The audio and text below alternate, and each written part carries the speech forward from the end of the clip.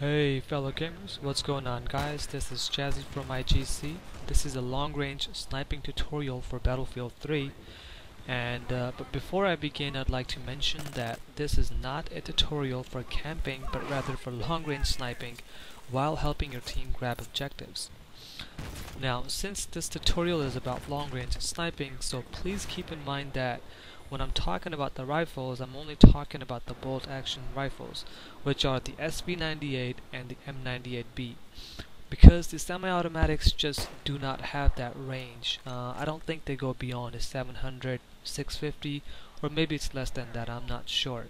And also note that the SV98 is also limited to around 780 meters, so to perform longer shots, longer range shots, you guys will have to use the M98B.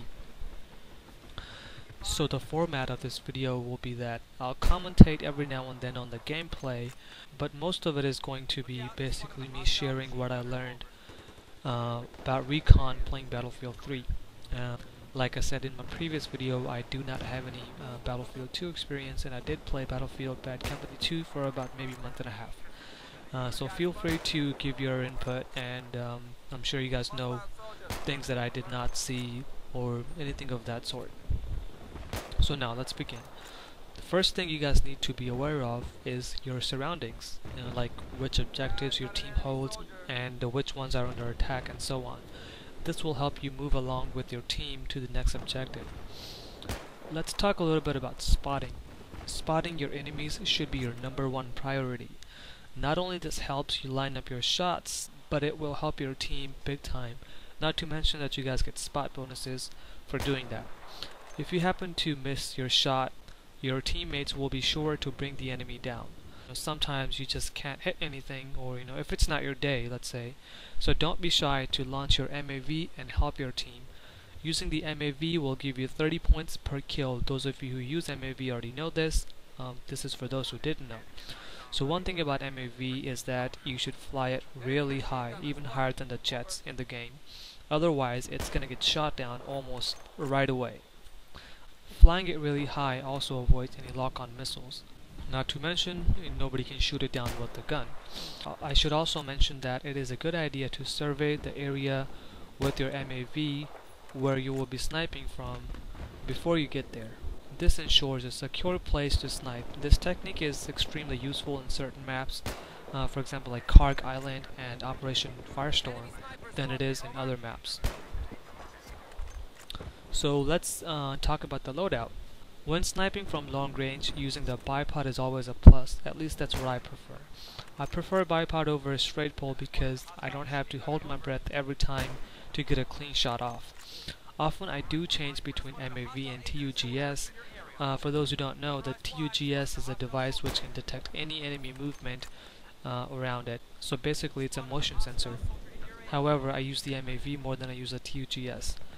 The reason being is when you're spotted, it will show your TUGS as well, and that makes you even more visible to the enemy team. The TUGS, or TUGS, whatever the heck you guys want to call this, is more useful to avoid assassinations though, which is basically getting knifed from behind with Frostbite 2's badass animation. Because when you're picking people off at long range, it tends to piss them off, and they're very likely to sneak up behind you and assassinate.